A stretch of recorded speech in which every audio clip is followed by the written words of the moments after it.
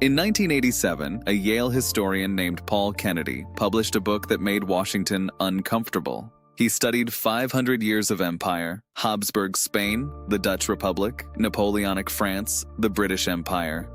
And he found a pattern. Every single great power that fell the same way. Not from invasion, not from a single bad leader. They collapsed from the inside, from structural failure. And here's what nobody talks about. There's a framework that names exactly which structures broke. 7 of them, every time.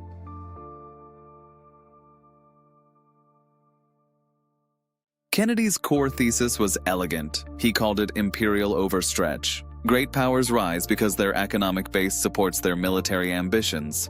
But as they grow, military commitments expand. And at some point, the costs of maintaining empire exceed the productive capacity that funds it. Wealth is needed to underpin military power. Military power is needed to protect wealth. It's a loop. And when the loop breaks, when spending outpaces production, the decline begins. Not dramatically, quietly, over decades, until suddenly it isn't quiet anymore.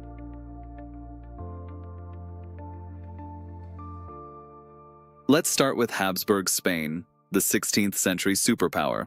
Spain controlled the Americas. Silver and gold flooded in from Potosi and Mexico. By any measure, Spain was the wealthiest nation on earth. So why did it go bankrupt 6 times between 1557 and 1696? Here's what happened. The silver didn't build Spain. It hollowed it out. Prices quadrupled. Real wages fell. Domestic industries withered because why manufacture something you can buy with treasure? Spain became a consumer of goods produced elsewhere. In the Low Countries, in England, in France. Meanwhile, the crown was funding wars across Europe, the Mediterranean, and the Americas, mortgaging future silver shipments to private creditors to pay for today's campaigns. Sound familiar? An empire awash in wealth that cannot actually produce what it needs, a military budget funded by borrowed money, industrial capacity transferred abroad. By the mid-1600s, Spain was finished as a great power. Not because it was conquered, because it forgot how to build things. This is the 7 Pillars of Freedom framework. It was developed by Rafiq al-Shabazz, and it does something Kennedy's book doesn't. It names the structural conditions that every free and sovereign nation requires. Remove one pillar, and the roof begins to sag. Remove several, and the entire structure collapses. What Kennedy discovered empirically across 500 years, this framework identifies by design. And when you hold the two up against each other, the pattern is undeniable. Every empire Kennedy studied failed, because specific pillars, by this exact framework, were neglected or destroyed.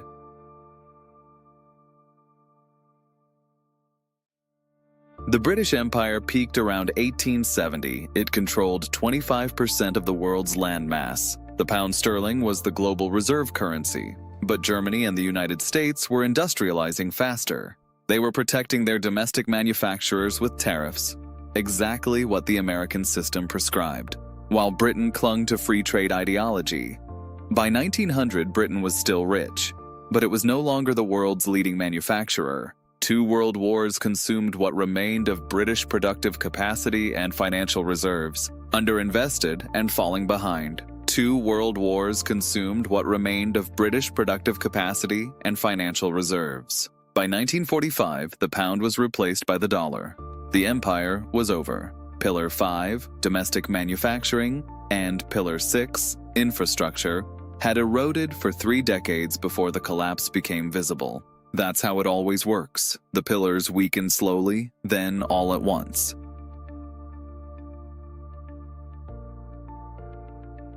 So let's run the scorecard, not as ideology, as structure. Pillar 4, public credit.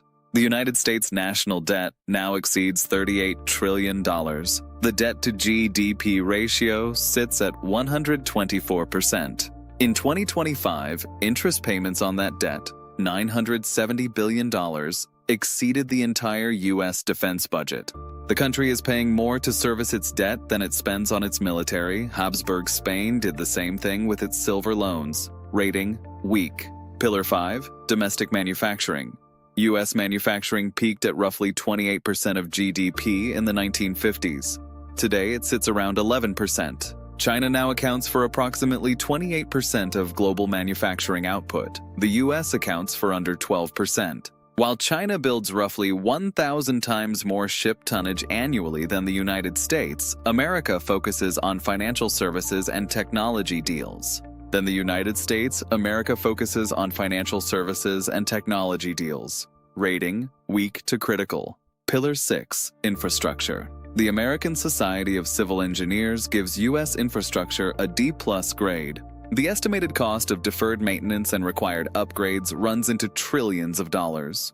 Roads, bridges, ports, the power grid, the connective tissue that makes production and commerce possible are aging, rating, partial, trending downward.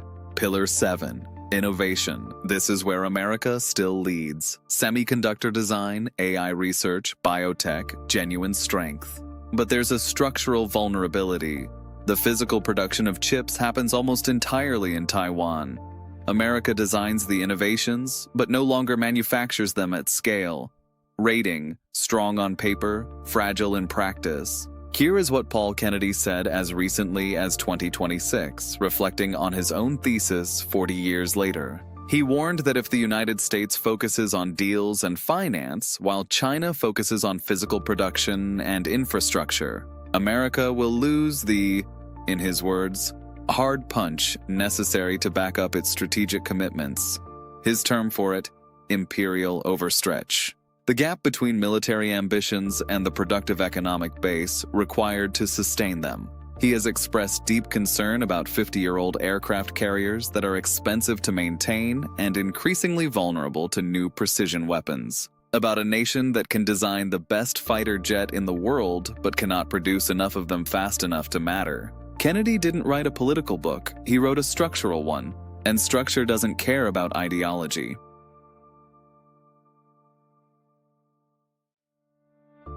The 7 Pillars framework isn't a lament, it's a diagnostic, and diagnostics exist to guide action. Pillar 4 tells you, sovereign credit must be directed toward productive investment, infrastructure, manufacturing, innovation, not speculation or consumption without production. Sound public credit, as Hamilton understood it, ties every obligation to the capacity to repay it. Pillar 5 tells you, a nation that cannot produce essential goods, energy systems, food, machinery, technology, cannot make free political choices without coercion. Economic independence is not autarky, it is capacity with choice.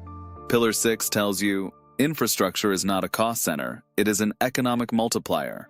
Every dollar invested in a port or power grid unlocks dormant industries and raises productivity across the entire economy. Pillar 7 tells you, innovation must remain grounded in physical production. A nation that designs but does not build eventually loses the ability to design. The two are not separable. Kennedy described the pattern across 500 years. The 7 Pillars framework tells you exactly what to rebuild, and in what order. Every empire that fell thought it was different. Habsburg Spain had endless silver. The British Empire had the Royal Navy. They had genuine advantages. And they still followed the same structural path, and because they ignored the same structural warnings. The question isn't whether these patterns apply. History has already answered that. The question is whether we're paying attention, if you want to understand where your country stands against this framework, and what the historical record says happens next. The 7 Pillars Framework Guide is a free download.